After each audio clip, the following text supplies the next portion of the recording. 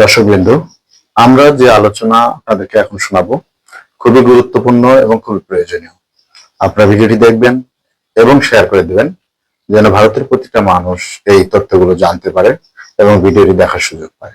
ধন্যবাদ সবাইকে সাথে থাকার জন্য। চলুন ভিডিওটি দেখি।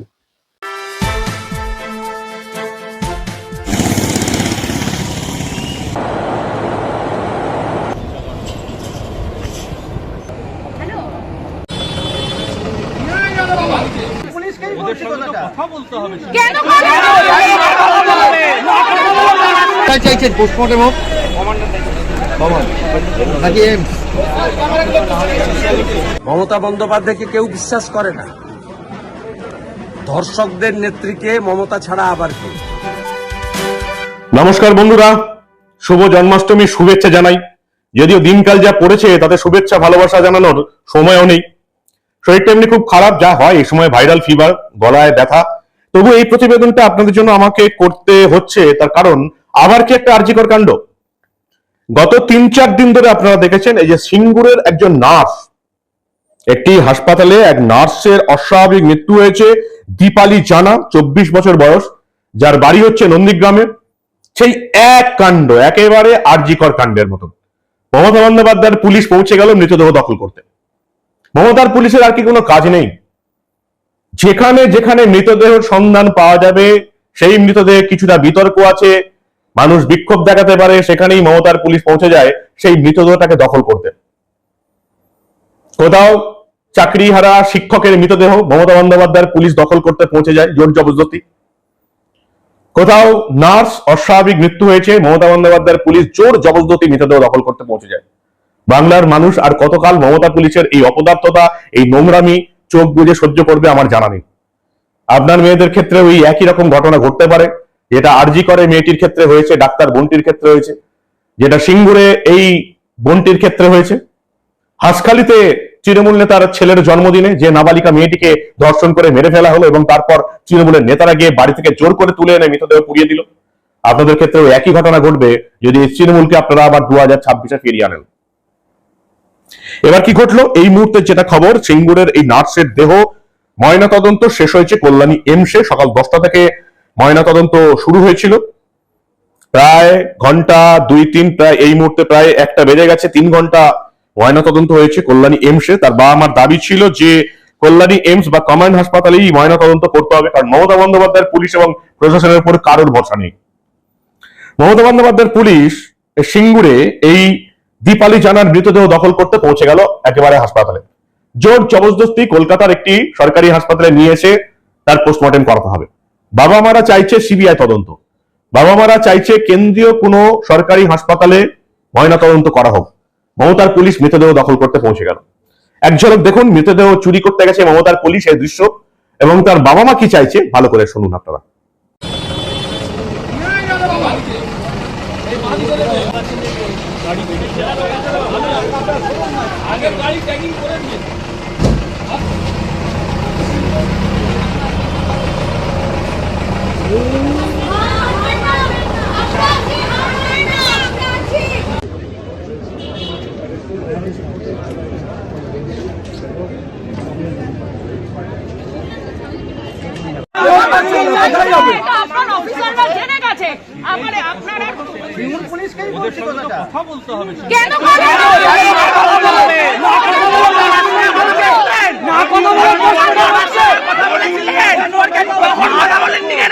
কথা বলে বডি চলে এসেছে, মনে হচ্ছে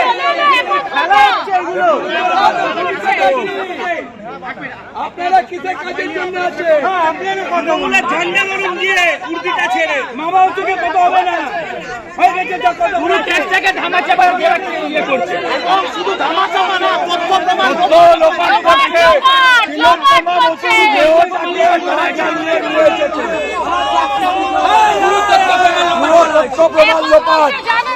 আজকালকে তো পুলিশ পুলিশ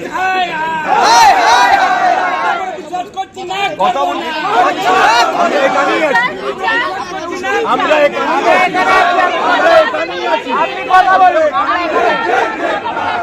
আপনি কথা বলা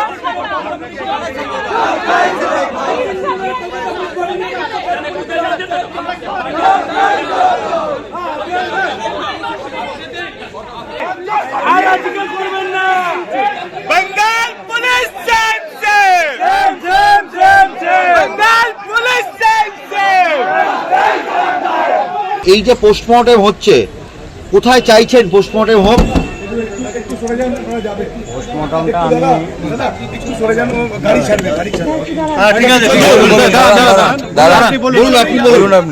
বলুন দাদা, বলুন। ওরা চাইছে, আপনি না বলতে পারেন। বলুন বলুন বলুন, তাড়াতাড়ি বলুন। কোথায় চাইছেন পোস্টমর্টেম হোক? নাকি এমস? আর কারা দায়ী, কে দায়ী এই জন্য? এটা কি মার্ডার? মার্ডার কারা দায়ী কি মনে করছেন?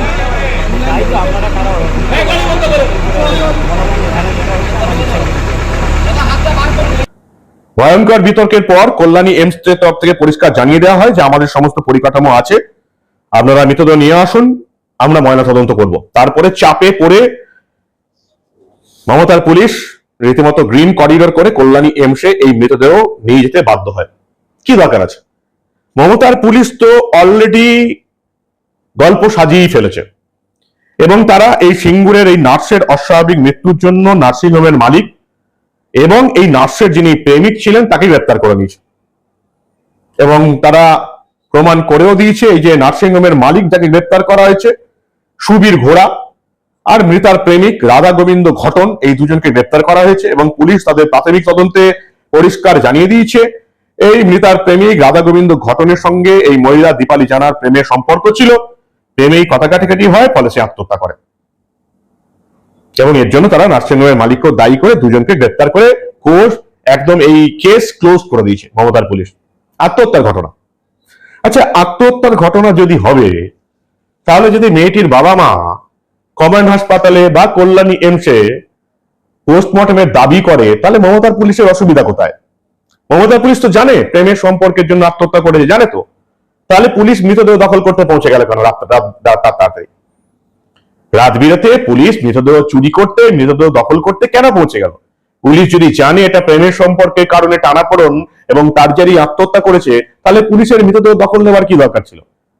একই তো রিপোর্ট আসবে, কমান্ড হাসপাতালেই ময়নাতদন্ত হোক, কল্যাণী এইমসেই ময়নাতদন্ত হোক বা কলকাতা মেডিকেল কলেজেই ময়নাতদন্ত হোক, অসুবিধা কোথায়?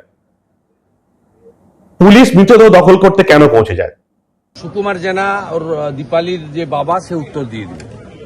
গুজব তো অভয়ার কেসেও পুলিশ ছড়িয়েছিল, গুজব তো এখনো ছড়াচ্ছে কসবা ল কলেজের ছাত্রী।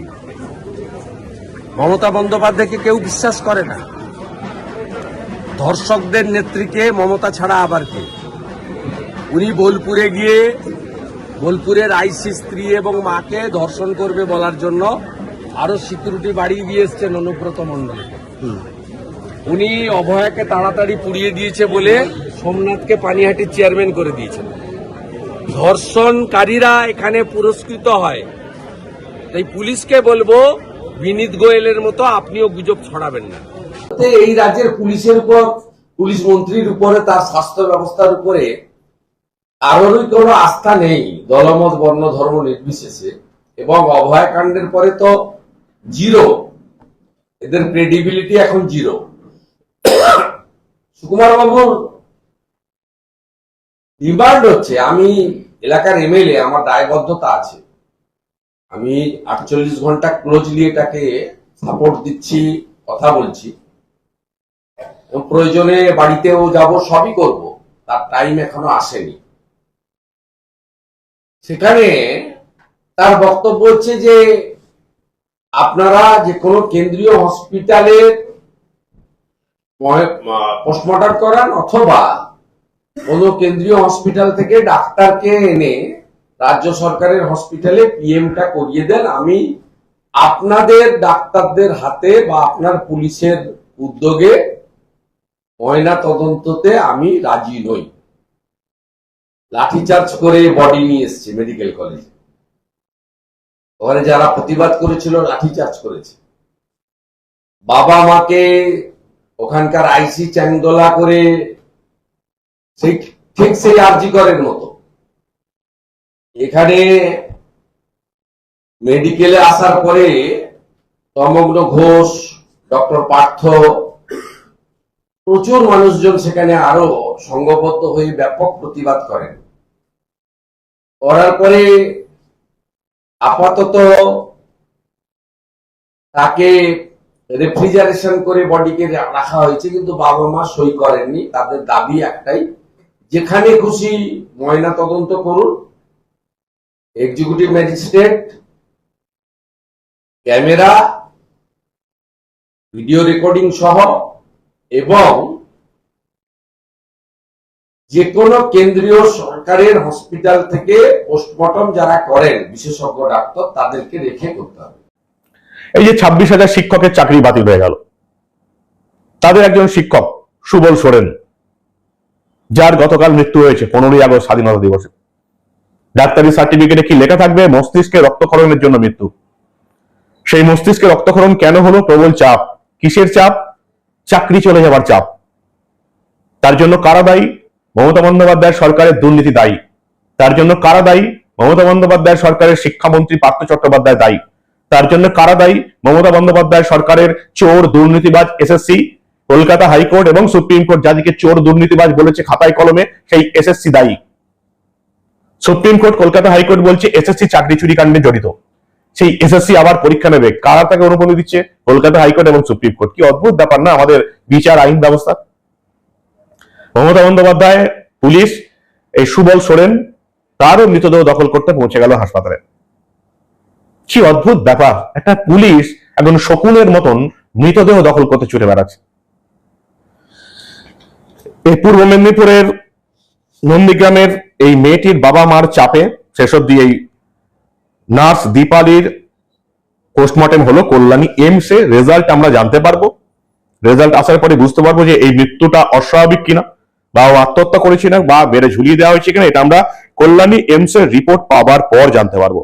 কিন্তু তার আগেই মমতা বন্দ্যোপাধ্যায়ের পুলিশ যেভাবে মৃতদেহ দখল করতে সারা রাত ধরে চেষ্টা করলো, সেটাই সবচেয়ে বেশি অদ্ভুত লাগলো। কেন মমতা বন্দ্যোপাধ্যায়ের পুলিশ একজন শিক্ষকের মৃতদেহ দখল করতে চলে যায়? কেন মমতার পুলিশ একজন নার্সের মৃতদেহ দখল করতে চলে যায়? গোটা বাংলার মানুষ আদৌ কোনো শিক্ষা নেবে কিনা, এটা হচ্ছে সবচেয়ে বড় কথা। আমাদের নজর থাকবে কল্যাণী এইমসে এই মেয়েটির ময়নাতদন্ত হলো, ময়নাতদন্তের রিপোর্টে কি উঠে আসে তার উপর অনেক কিছু নির্ভর করছে। আমাদের নজর থাকবে যে সিঙ্গুরের এই নার্স, নন্দীগ্রামে যার বাড়ি, 3 দিনের মধ্যে কাজে জয়েন করে আত্মহত্যা করে নিল। তার বাবা মা বলছে আমার মেয়ে কখনো আত্মহত্যা করতেই পারে না। এখন কল্যাণী এইমসের ময়নাতদন্তের রিপোর্টে আমরা কি জানতে পারি, তারপর সবকিছু নির্ভর করছে এই ঘটনার তদন্ত এবং অন্যান্য জিনিসের উপর। আপনারা কি বলেন? আবার একটা আর্জিকর কাণ্ড। বাংলার মেয়েদের কিন্তু কোনো নিরাপত্তা নেই। তথাকথিত শুধু একমাত্র বাংলার একটি মেয়ের নিরাপত্তা আছে, ওই তথাকথিত বাংলা নাকি বাংলার মেয়েকেই চায়। এই বাংলার সেই মেয়েরই শুধু নিরাপত্তা আছে, নিরাপদে আছে। বাংলার আর কোনো মেয়ের, কোনো নারীর, কোনো মহিলার কোনো নিরাপত্তা নেই। আপনারা কসবা ল কলেজে দেখে নিয়েছেন, আপনারা আরজিকর কাণ্ডে দেখে নিয়েছেন, আপনারা হাসখালিতে দেখে নিয়েছেন। রাজ্যে একের পর এক নারীদের উপর অত্যাচার হচ্ছে, কারোর কোনো নিরাপত্তা নেই। এই হচ্ছে বর্তমান পরিস্থিতি। এখন কল্যাণী এইমসে কি ময়নাতদন্তের রিপোর্ট এলো, সেদিকে আমাদের নজর থাকবে। আপনারা দেখতে থাকুন দা নিউজ বাংলা। আমরা আবার রাজ্যে ঘটে যাওয়া এই ধরনের অনেক ঘটনায় চেপে রাখতে দেব না।